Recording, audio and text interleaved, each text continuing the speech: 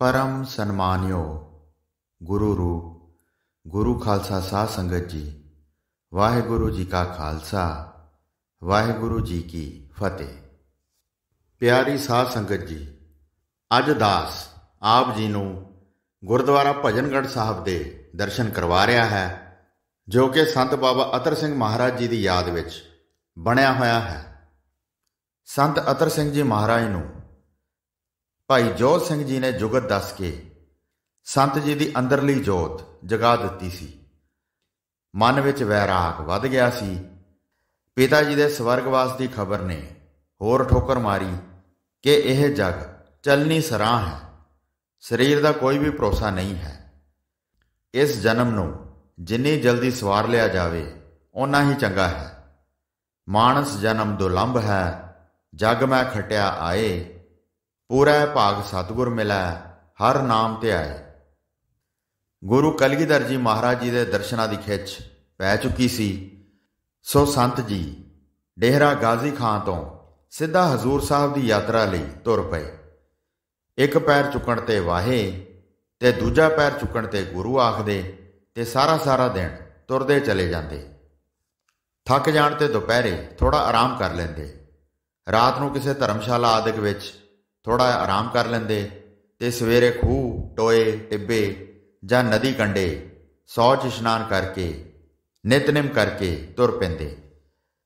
जो मधूकड़ी नाल मिलदा छक लेंदे जां रस्ते विच भांडे लैके पका के छक लेंदे। सो इसे तरह आप पैदल ही चलते गए। वैराग ठाठा मार रहा सी ते गुरु दर्शन की खिच वध रही सी। आखिर वह घड़ी आ पहुंची। दूरों ही गुरुद्वारे साहब का सुनहरी कलश ते निशान साहब के दर्शन होए। फिर आप जी ने वाहिगुरु जी का खालसा वाहिगुरु जी की फतेह गजाई ते उथों ही नमस्कार की। बलिहार बलिहार सच्चे पातशाह तेरियां कुदरतां तो प्रेम रस विच चितार दे गुरुद्वारे पुजे। दीवान सजा होया सी। चरण धो के बाहरली परिक्रमा विच ही मत्था टेकिया। अंदरली परिक्रमा विच एक पासे 5 बीड़ां, 3 आदि श्री गुरु ग्रंथ साहब महाराज जी दियां ते 2 श्री दसम ग्रंथ दियां प्रकाश सन ते दूजे पासे रागी सिंह कीर्तन कर रहे सन। संगत विच माई भाई बैठे कीर्तन का रस माण रहे सन। कीर्तन पिछों श्री रहरा साहब का पाठ होया, आरती होई, बीड़ां संतोखियां गईयां ते ग्रंथी ਸਿੰਘਾਂ ने प्रेम रस विच शब्द पढ़दियां ਉਹ बीड़ां अंदर पहुँचाउण लई दरवाजे नेड़े लियांदियां, जिथे पुजारी जी ने वारी वारी सत्कार नाल चुक के अंदर रखियां। संगतां परिक्रमा करदियां शब्द पढ़ रहीआं सन। परिक्रमा चौकी की समाप्ति पिछों कीर्तन सोहेले का पाठ होया ते बाहरली प्रकाश होई बीड़ भी सुख आसन होई। संत जी ने भी मर्यादा अनुसार यह सत्संग माणिया। संत जी की निगाह ਐਨ सामने प्रकाश स्थान की डाढ़ ते पई, जिथे मुसव्वर की बनाई हुई श्री गुरु गोबिंद सिंह महाराज जी की बहुत सोहनी तस्वीर सी। मानो कि हू बहू श्री गुरु गोबिंद सिंह जी महाराज जी के दर्शन हो रहे हैं। अरशी सुंदर चेहरा, नूरानी दाड़ा, सोहना नक, अमृत भरे मृग नैन, प्रकाशक कलगी, सजील दमाला, फुर्तीला सुडौल शरीर, पतली कमर, बीर आसन, बांकी कमान ते शस्त्र बस्त्र सजाए हुए भरिया बांकपन हिरदे नूं वेध रही सी। संत जी ने घुट घुट के प्यारे प्रीतम के दर्शनां दा प्रेम रस लिया। लंगर का आवाज़ा होया। सब नाल संत जी प्रशादा छक के परिक्रमा विच एक पासे रात वास्ते विराजमान हो गए। बहुत तड़के उठ के गोदावरी विच इशनान करके भजन विच मगन हो गए। कीर्तन सुनन दा समा हो जाण ते दरबार साहब मुड़ आए ते श्री आसा जी की वार दा कीर्तन सुनिया। भोग पैण ते अंदरला दरवाज़ा खुलिया ते वड्डे पुजारी जी शस्त्र सजाई बाहर आए। वारी वारी 5 बीड़ां विचों हुक्म सुनाए गए। कड़ा प्रसाद वरत्या। सेवादार ने आवाज़ दी कि सब नवे यात्रु फुल पताशे लैके दर्शनी दरबार के सामने परिक्रमा विच हाज़र हो जाण। ਸੰਤ ਜੀ ਤੇ ਹੋਰ ਯਾਤਰੂ ਬੜੇ ਅਦਬ ਨਾਲ ਹੱਥ ਜੋੜ ਕੇ ਬਾਹਰਲੀ ਪਰਿਕਰਮਾ ਵਿੱਚ ਖੜੇ ਹੋ ਗਏ। ਪੁਜਾਰੀ ਸਿੰਘ ਜੀ ਨੇ ਸਭ ਨੂੰ ਪੁੱਛਿਆ ਕਿ ਬੇਅਮਰਤੀਆ ਕੌਣ-ਕੌਣ ਹੈ ਤੇ ਅੰਮ੍ਰਿਤ ਛਕਣ ਪਿੱਛੋਂ ਕਿਸ-ਕਿਸ ਨੇ ਵੱਡੀ ਕੁਰਹਿਤ ਕੀਤੀ ਹੋਈ ਹੈ। ਜੋ ਐਸੇ ਸਨ ਉਹ ਵੱਖਰੇ ਖੜੇ ਕੀਤੇ ਗਏ ਤੇ ਹੁਕਮ ਹੋਇਆ ਕਿ 25 ਰੁਪਏ ਹਰ ਇੱਕ ਨੂੰ ਤਨਖਾਹ ਲਈ ਜਾਂਦੀ ਹੈ, ਅੰਮ੍ਰਿਤ ਛਕ ਲਓ। ਜੋ ਅੰਮ੍ਰਿਤਧਾਰੀ ਤੇ ਕੁਰਹਿਤ ਤੋਂ ਖਾਲੀ ਸਨ ਉਹਨਾਂ ਨੂੰ ਦਰਸ਼ਨ ਕਰਨ ਦੀ ਆਗਿਆ ਮਿਲ ਗਈ। ਸੰਤ ਜੀ ਬੜੇ ਅਦਬ ਨਾਲ ਅੰਦਰ ਦਾਖਲ ਹੋਏ ਤੇ ਪੂਰਨ ਸਤਿਕਾਰ ਭਰੀ ਸ਼ਰਧਾ ਨਾਲ ਮੱਥਾ ਟੇਕਿਆ। ਭਾਈ ਨੈਣ ਸਿੰਘ ਜੀ ਪੁਜਾਰੀ ਸੰਤ ਜੀ ਦਾ ਪ੍ਰੇਮ, ਅਦਬ, ਸ਼ਰਧਾ, ਨਿਮਰਤਾ ਵੇਖ ਕੇ ਖੁਸ਼ ਹੋ ਰਹੇ ਸਨ। ਸਮਾਪਤੀ ਪਿੱਛੋਂ ਸੰਤ ਜੀ ਨੂੰ ਆਪਣੇ ਨਾਲ ਪੁਜਾਰੀ ਬੁੰਗੇ ਵਿੱਚ ਲੈ ਆਏ ਤੇ ਉੱਪਰਲੀ ਛੱਤੇ ਇੱਕ ਕੁਟੀਆ ਵਿੱਚ ਆਸਨ ਦਿੱਤਾ। ਇਹ ਬੁੰਗਾ ਦਰਬਾਰ ਸਾਹਿਬ ਤੋਂ ਕੋਈ 400-500 ਕਦਮ ਗੋਦਾਵਰੀ ਵੱਲ ਜਾਂਦਿਆਂ ਖੱਬੇ ਹੱਥ ਹੈ ਤੇ ਇਸ ਦੇ ਸਾਹਮਣੇ ਸੱਜੇ ਹੱਥ ਨਗੀਨਾ ਘਾਟ ਹੈ।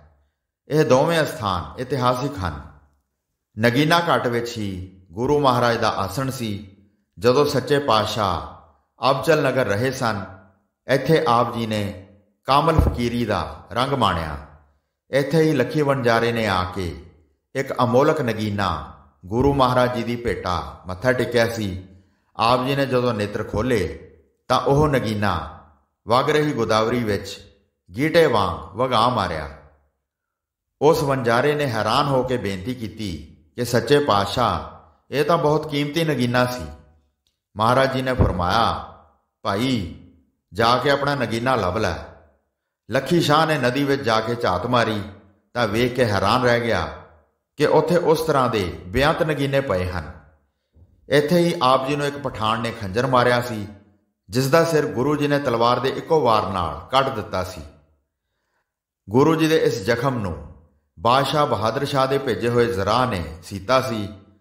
ਇੱਥੋਂ ਹੀ ਆਪ ਨੇ ਦੱਸਿਆ ਸੀ ਕਿ ਉਹ ਦੂਰ ਥਾਂ ਸਾਡੀ ਹੈ। ਮੁਸਲਮਾਨਾਂ ਨੇ ਕਿਹਾ ਕਿ ਉਹ ਤਾਂ ਮਸੀਤ ਹੈ।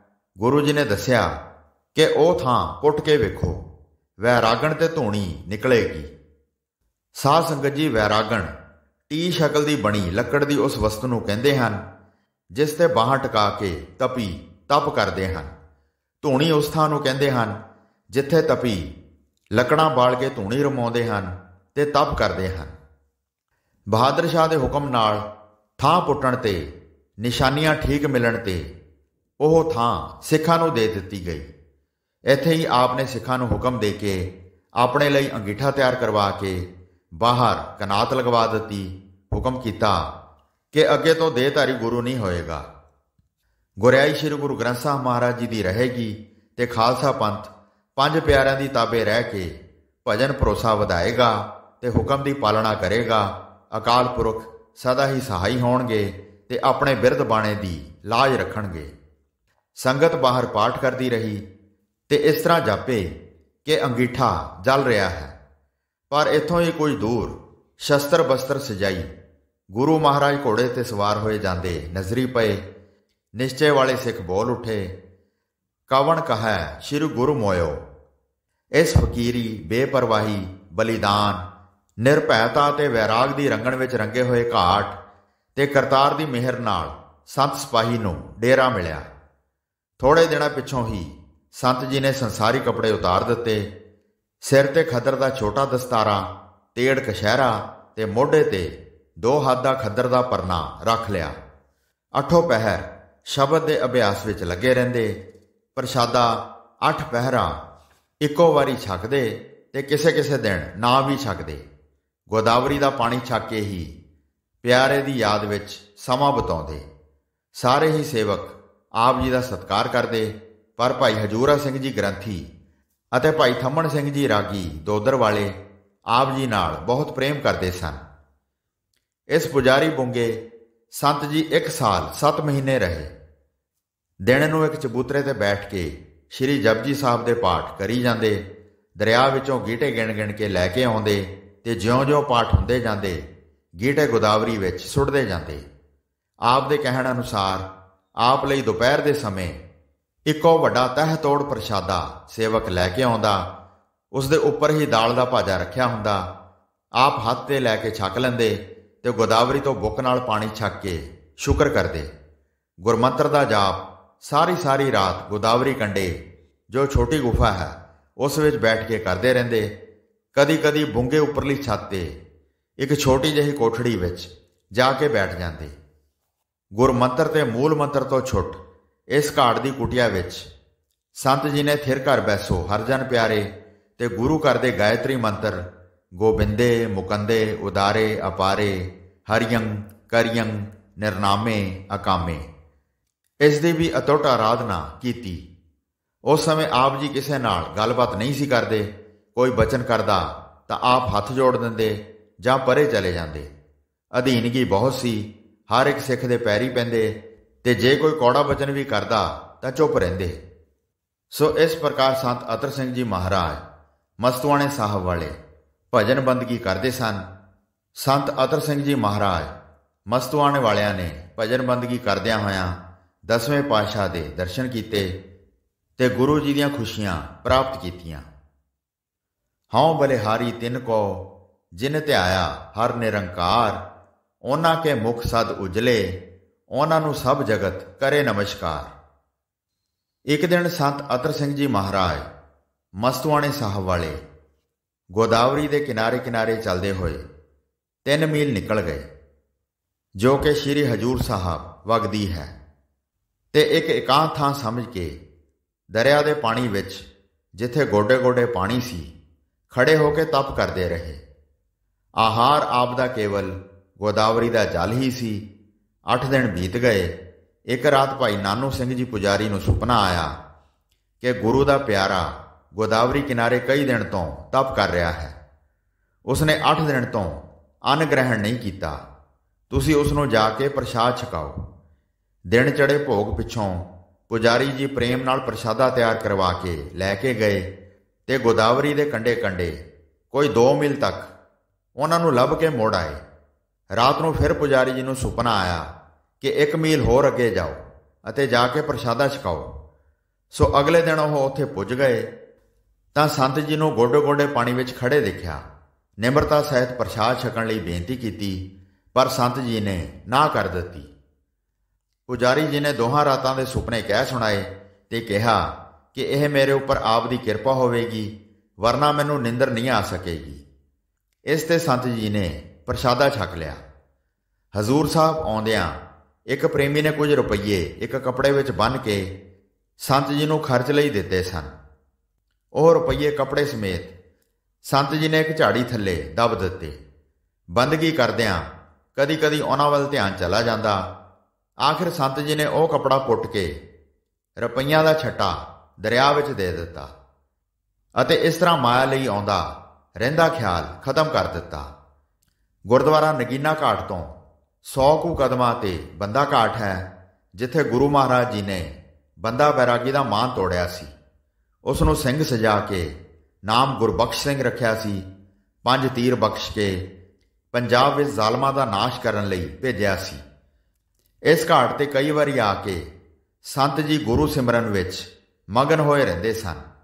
ਇੱਥੋਂ 400-500 ਕਦਮ ਤੇ ਗੌਤਮ ਘਾਟ ਹੈ। ਇੱਥੇ ਇੱਕ ਬਹੁਤ ਪੁਰਾਣਾ ਬੌੜ ਦਾ ਰੁੱਖ ਹੈ, ਜਿਸ ਦੇ ਹੇਠ ਇੱਕ ਪੁਰਾਣੀ ਗੁਫਾ ਹੈ। ਇੱਥੇ ਵੀ ਕਦੇ-ਕਦੇ ਆ ਕੇ ਬੈਠ ਜਾਂਦੇ ਸਨ। ਇੱਕ ਦਿਨ ਪ੍ਰੇਮੀ ਪ੍ਰਸ਼ਾਦਾ ਲੈ ਕੇ ਆਇਆ ਤਾਂ ਕੀ ਦੇਖਦਾ ਹੈ ਕਿ ਇੱਕ ਬਹੁਤ ਵੱਡਾ ਨਾਗ ਫਨ ਖਿਲਾਰੇ ਹੋਏ ਸੰਤ ਜੀ ਦੇ ਸਾਹਮਣੇ ਬੈਠਾ ਹੈ। ਪਹਿਲਾਂ ਤਾਂ ਉਹ ਡਰਿਆ, ਪਰ ਜਿਉਂ ਹੀ ਉਹ ਨੇੜੇ ਗਿਆ ਸਭ ਚਲਾ ਗਿਆ। ਸੰਤ ਜੀ ਨੂੰ ਉਸ ਪ੍ਰੇਮੀ ਨੇ ਦੱਸਿਆ ਕਿ ਇਸ ਥਾਂ ਬਹੁਤ ਭਾਰੀ ਨਾਗ ਇੱਥੇ ਬੈਠਾ ਹੋਇਆ ਸੀ। ਸੰਤ ਜੀ ਨੇ ਕਿਹਾ, ਭਾਈ ਕੋਈ ਪ੍ਰੇਮੀ ਦਰਸ਼ਨ ਦੇਣ ਆਇਆ ਸੀ। ਗੁਰਦੁਆਰਾ ਨਗੀਨਾ ਘਾਟ ਗੋਦਾਵਰੀ ਕੰਢੇ ਤਪ ਕਰਦਿਆਂ ਹੀਰਾ ਘਾਟ, ਮਾਤਾ ਜੀ ਦੇ ਅਸਥਾਨ ਤੇ ਸ਼ਿਕਾਰ ਘਾਟ ਦਾ ਇਤਿਹਾਸ ਤਾਂ ਸੰਤ ਜੀ ਨੇ ਸੁਣ ਰੱਖਿਆ ਸੀ। ਇੱਕ ਦਿਨ ਸਵੇਰੇ ਹੀ ਸੰਤ ਜੀ ਗੋਦਾਵਰੀ ਦੇ ਕੰਢੇ ਕੰਢੇ ਤੁਰਦੇ ਹੀਰਾ ਘਾਟ ਪੁੱਜ ਗਏ। ਇਹ ਨਗੀਨਾ ਘਾਟ ਤੋਂ 6 ਮੀਲ ਦੀ ਦੂਰੀ ਤੇ ਹੈ। ਇਸ ਸਥਾਨ ਤੇ ਜਦੋਂ 10ਵੇਂ ਪਾਤਸ਼ਾਹ ਬਿਰਾਜਦੇ ਹੁੰਦੇ ਸਨ, ਉਸ ਸਮੇਂ ਬਹਾਦਰ ਸ਼ਾਹ ਦਰਸ਼ਨਾਂ ਲਈ ਆਇਆ। ਉਸਨੇ ਆਪ ਦੇ ਚਰਨਾਂ ਵਿੱਚ ਇੱਕ ਵੱਡਮੁੱਲਾ ਹੀਰਾ ਮੱਥਾ ਟੇਕਿਆ। ਆਪ ਨੇ ਉਸ ਹੀਰੇ ਨੂੰ ਗੋਦਾਵਰੀ ਵਿੱਚ ਸੁੱਟ ਦਿੱਤਾ। ਬਾਦਸ਼ਾਹ ਹੈਰਾਨ ਰਹਿ ਗਿਆ। ਉਸ ਨੂੰ ਗਮਗੀਨ ਦੇਖ ਕੇ ਗੁਰੂ ਜੀ ਨੇ ਫਰਮਾਇਆ ਕਿ ਕੰਢੇ ਤੇ ਜਾ ਕੇ ਤੁਸੀਂ ਆਪਣਾ ਹੀਰਾ ਲੱਭ ਲਓ। ਬਾਦਸ਼ਾਹ ਨੇ ਜਾ ਕੇ ਦੇਖਿਆ ਕਿ ਹੋਰ ਅਨੇਕਾਂ ਹੀ ਉਹੋ ਜਿਹੇ ਹੀਰੇ ਉੱਥੇ ਪਏ ਹਨ। ਉਸਨੇ ਆ ਕੇ ਮੱਥਾ ਟੇਕਿਆ ਤੇ ਗੁਰੂ ਜੀ ਦੀ ਖੁਸ਼ੀ ਲਈ।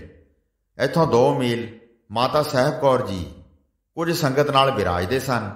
ਸਵੇਰੇ ਪ੍ਰਸ਼ਾਦਾ ਤਿਆਰ ਕਰਕੇ ਲਿਆ ਕੇ ਛਕਾਉਂਦੇ ਤੇ ਦਰਸ਼ਨ ਕਰਕੇ ਜਾਂਦੇ। ਇਹ ਅਸਥਾਨ ਮਾਤਾ ਜੀ ਦਾ ਅਸਥਾਨ ਕਰਕੇ ਪ੍ਰਸਿੱਧ ਹੈ। ਗੁਰੂ ਮਹਾਰਾਜ ਆਪ 4 ਸੇਵਕਾਂ ਸਹਿਤ ਹੀਰਾ ਘਾਟ ਹੀ ਬਿਰਾਜਦੇ, ਭਜਨ ਕਰਦੇ ਤੇ ਕੀਰਤਨ ਸੁਣਦੇ।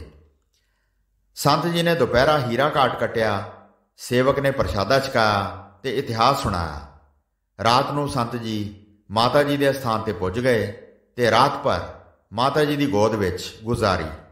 ਸਵੇਰੇ ਉੱਥੋਂ ਚੱਲ ਕੇ ਸ਼ਿਕਾਰ ਘਾਟ ਆ ਗਏ। ਗੋਦਾਵਰੀ ਦੇ ਕੰਢੇ ਬਹੁਤ ਸੁੰਦਰ ਤੇ ਚੰਗਾ ਸਥਾਨ ਹੈ। ਗੋਦਾਵਰੀ ਨੇ ਇੱਥੇ ਸੱਪ ਵਾਂਗੂ ਕਈ ਵਲ ਖਾਧੇ ਹੋਏ ਹਨ। ਇੱਥੋਂ ਹੀ ਇੱਕ ਮੰਦਰ ਮਾਤਾ ਅੰਜਨੀ ਜੀ ਦੇ ਨਾਮ ਦਾ ਹੈ। ਇੱਥੇ ਹਨੂਮਾਨ ਦੀ ਮਾਤਾ ਅੰਜਨੀ ਆਪਣੇ ਪਿਤਾ ਗੌਤਮ ਦੇ ਸ਼ਰਾਪ ਤੋਂ ਡਰ ਕੇ ਆ ਲੁਕੀ ਸੀ ਅਤੇ ਇੱਥੇ ਹੀ ਉਸ ਦੀ ਕੁੱਖੋਂ ਪਵਨ ਪੁੱਤਰ ਹਨੂਮਾਨ ਦਾ ਜਨਮ ਹੋਇਆ ਸੀ। ਉੱਪਰ ਹੀ ਇੱਕ ਟਿੱਲਾ ਹੈ ਜਿੱਥੇ ਇੱਕ ਛੋਟਾ ਜਿਹਾ ਸਰੋਵਰ ਹੈ ਜਿਸ ਦਾ ਪਾਣੀ ਬਹੁਤ ਚੰਗਾ ਹੈ, ਨਾਲੇ ਹਰ ਮੌਸਮ ਵਿੱਚ ਰਹਿੰਦਾ ਹੈ। ਹਵਾ ਹਰ ਸਮੇਂ ਹੀ ਵਗਦੀ ਰਹਿੰਦੀ ਹੈ। ਇੱਥੇ ਹੀ ਸ੍ਰੀ ਗੁਰੂ ਗੋਬਿੰਦ ਸਿੰਘ ਮਹਾਰਾਜ ਜੀ ਨੇ ਮੂਲੇ ਖੱਤਰੀ ਦਾ ਤੀਰ ਮਾਰ ਕੇ ਉਧਾਰ ਕੀਤਾ ਸੀ, ਜੋ ਹੁਣ ਸਹਿ ਦੀ ਜੂਨ ਵਿੱਚ ਸੀ।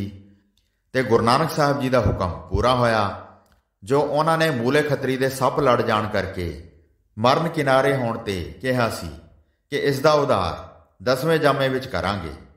ਸ੍ਰੀ ਗੁਰੂ ਗੋਬਿੰਦ ਸਿੰਘ ਜੀ ਨੇ ਉਸ ਸਮੇਂ ਸਿੰਘਾਂ ਨੂੰ ਕਿਹਾ ਸੀ ਕਿ ਵੇਖੋ ਕਿਹੋ ਜਿਹਾ ਸੁੰਦਰ ਸਥਾਨ ਹੈ। ਇੱਥੇ ਸ੍ਰੀ ਅਨੰਦਪੁਰ ਸਾਹਿਬ ਵਰਗੀ ਹਵਾ ਵਗਦੀ ਹੈ, ਸੋ ਇੱਥੇ ਹੀ ਵਸ ਜਾਓ। ਸਿੰਘਾਂ ਨੇ ਬਚਨ ਮੋੜਿਆ ਕਿ ਮਹਾਰਾਜ ਪੰਜਾਬ ਘਰਾਂ ਨੂੰ ਜਾਣ ਲਈ ਚਿੱਤ ਕਰਦਾ ਹੈ, ਬਾਲ ਬੱਚੇ ਯਾਦ ਆਉਂਦੇ ਹਨ। ਤਾਂ ਗੁਰੂ ਜੀ ਨੇ ਫਰਮਾਇਆ ਕਿ ਇੱਥੇ ਹੀ ਘਰ ਬਣਾ ਲਓ। ਅੱਛਾ, ਜੇ ਹੁਣ ਬਚਨ ਨਹੀਂ ਮੰਨਦੇ ਤਾਂ ਜਾਓ, ਜੂਠੀਆਂ ਪਤਲਾਂ ਚੱਟੋਗੇ, ਫੇਰ ਕਦੀ ਆ ਕੇ ਵਸੋਗੇ। ਸੋ ਇਸ ਪ੍ਰਕਾਰ ਸੇਵਕ ਨੇ ਆਪ ਜੀ ਨੂੰ ਜਵਾਰ ਦੇ ਪ੍ਰਸ਼ਾਦੇ ਸਾਗ ਨਾਲ ਛਕਾਏ ਤੇ ਇਤਿਹਾਸ ਸੁਣਾਇਆ। ਸ਼ਿਕਾਰ ਘਾਟ ਦੀ ਹਵਾ, ਸੁੰਦਰ ਜਲ ਦਾ ਕੁੰਡ ਤੇ ਇੱਥੋਂ ਦੇ ਸੇਵਕ ਦੇ ਗਰੀਬ ਸੁਭਾਅ ਨੇ ਸੰਤ ਜੀ ਨੂੰ ਪ੍ਰੇਰ ਲਿਆ। ਸੰਤ ਜੀ ਇੱਥੇ ਹੀ ਟਿਕ ਗਏ ਤੇ 3 ਮਹੀਨੇ ਰਹੇ। ਕਦੇ-ਕਦੇ ਅੱਗੇ ਜੰਗਲ ਵਿੱਚ ਵੀ ਜਾ ਕੇ ਭਜਨ ਆਦਿ ਕਰਦੇ ਰਹਿੰਦੇ। ਪੁਜਾਰੀ ਨੈਣਾ ਸਿੰਘ ਜੀ ਨੇ ਭਾਈ ਹਜੂਰਾ ਸਿੰਘ ਜੀ ਗ੍ਰੰਥੀ ਦੇ ਹੱਥ 2 ਕਛਹਿਰੇ ਤੇ 1 ਪਰਨਾ ਭੇਜਿਆ। ਸੰਤ ਜੀ ਨੇ 1 ਕਛਹਿਰਾ ਤੇ ਪਰਨਾ ਰੱਖ ਲਿਆ ਤੇ ਮਸਤਾਨਾ ਹੋ ਚੁੱਕਿਆ ਕਛਹਿਰਾ ਗੋਦਾਵਰੀ ਵਿੱਚ ਜਲ ਪ੍ਰਵਾਹ ਕਰ ਦਿੱਤਾ। ਇੱਕ ਦਿਨ ਸੰਤ ਜੀ ਆਪਣੀ ਮੌਜ ਵਿੱਚ ਸਵੇਰੇ ਹੀ ਤੁਰ ਕੇ ਮਾਤਾ ਜੀ ਦੇ ਅਸਥਾਨ ਤੇ ਹੀਰਾ ਘਾਟ ਮੱਥਾ ਟੇਕਦੇ ਵਾਪਸ ਸੱਚਖੰਡ ਦਰਬਾਰ ਆ ਗਏ। ਪੁਜਾਰੀ ਘਾਟ ਪੁੰਗੇ ਵਿੱਚ ਫਿਰ ਡੇਰਾ ਕੀਤਾ ਤੇ ਸੰਤ ਜੀ ਨੇ 25,000 ਪਾਠ ਸ੍ਰੀ ਜਪਜੀ ਸਾਹਿਬ ਦੇ ਸ਼ਿਕਾਰ ਘਾਟ ਤੇ 1 ਲੱਖ ਪਾਠ ਸ੍ਰੀ ਜਪਜੀ ਸਾਹਿਬ ਦਾ ਨਗੀਨਾ ਘਾਟ ਤੇ ਕੀਤਾ। ਸੰਤ ਜੀ ਨੇ ਮਸਤਾਨੀ ਦਸ਼ਾ ਵਿੱਚ, ਜੋ ਹਰ ਸਮੇਂ 8 ਪਹਿਰ ਨਾਮ ਸਿਮਰਨ ਵਿੱਚ ਮਗਨ ਰਹਿਣ ਕਰਕੇ ਹੋ ਗਈ ਸੀ, ਗੋਦਾਵਰੀ ਵਿੱਚ ਛਾਲ ਕੱਢ ਮਾਰੀ ਕਿ ਸਰੀਰ ਨੂੰ ਕੀ ਰੱਖਣਾ ਹੈ, ਇੱਥੇ ਗੁਰੂ ਚਰਨਾਂ ਵਿੱਚ ਹੀ ਲੈ ਕਰ ਦਿੱਤਾ ਜਾਏ। ਤਾਂ ਕਿਸੇ ਸ਼ਕਤੀ ਨੇ ਆਪ ਨੂੰ ਕੰਡੇ ਤੇ ਸੁੱਟ ਦਿੱਤਾ। ਸਾਵਧਾਨ ਹੋ, ਤੂੰ ਪੰਜਾਬ ਤੇ ਸਾਰੇ ਦੇਸ਼ ਵਿੱਚ ਸਤਨਾਮ ਦਾ ਚੱਕਰ ਚਲਾ ਅਤੇ ਅੰਮ੍ਰਿਤ ਪ੍ਰਚਾਰ ਕਰਨਾ ਸ਼ੁਰੂ ਕਰ। ਸੰਤ ਜੀ ਨੂੰ ਸ੍ਰੀ ਹਜੂਰ ਸਾਹਿਬ 2 ਸਾਲ ਹੋ ਗਏ ਸਨ। ਇੱਕ ਦਿਨ ਸੰਤ ਜੀ ਆਪ ਥੋੜੀਆਂ ਜਿਹੀਆਂ ਦਾਤਣਾ ਲੈ ਕੇ ਦਰਬਾਰ ਸਾਹਿਬ ਹਾਜ਼ਰ ਹੋਏ ਤੇ ਪੰਜਾਬ ਵਾਪਸ ਜਾਣ ਦਾ ਅਰਦਾਸਾ ਸੋਧ ਦਿੱਤਾ। ਪੁਜਾਰੀ ਸਿੰਘ ਜੀ ਬਸਤਰ ਆਦਿਕ ਦੇ ਰਹੇ ਸਨ, ਪਰ ਸੰਤ ਜੀ ਨੇ ਨਹੀਂ ਲਏ। ਸੋ ਇਸ ਪ੍ਰਕਾਰ ਸੰਤ ਅਤਰ ਸਿੰਘ ਜੀ ਮਹਾਰਾਜ ਜੀ ਨੇ ਸ੍ਰੀ ਹਜੂਰ ਸਾਹਿਬ ਜਾ ਕੇ ਭਾਰੀ ਤਪੱਸਿਆ ਕੀਤੀ ਤੇ ਗੁਰੂ ਜੀ ਤੋਂ ਅਸੀਸਾਂ ਪ੍ਰਾਪਤ ਕੀਤੀਆਂ ਤੇ ਪੰਜਾਬ ਆ ਕੇ ਅੰਮ੍ਰਿਤ ਸੰਚਾਰ ਕਰਕੇ ਲੱਖਾਂ ਹੀ ਪ੍ਰਾਣੀਆਂ ਨੂੰ ਅੰਮ੍ਰਿਤਧਾਰੀ ਬਣਾਇਆ। ਧੰਨ ਧੰਨ ਸੰਤ ਅਤਰ ਸਿੰਘ ਜੀ ਮਹਾਰਾਜ। ਸੋ ਸਾਧ ਸੰਗਤ ਜੀ, ਇਹ ਸੀ ਗੁਰਦੁਆਰਾ ਭਜਨਗੜ੍ਹ ਸਾਹਿਬ ਦਾ ਇਤਿਹਾਸ, ਜੋ ਕਿ ਸੰਤ ਮਹਾਰਾਜ ਅਤਰ ਸਿੰਘ ਮਹਾਰਾਜ ਜੀ ਦੀ ਯਾਦ ਤਾਜ਼ੀ ਕਰਵਾਉਂਦਾ ਹੈ। ਵਾਹਿਗੁਰੂ ਜੀ ਕਾ ਖਾਲਸਾ, ਵਾਹਿਗੁਰੂ ਜੀ ਕੀ ਫਤਿਹ।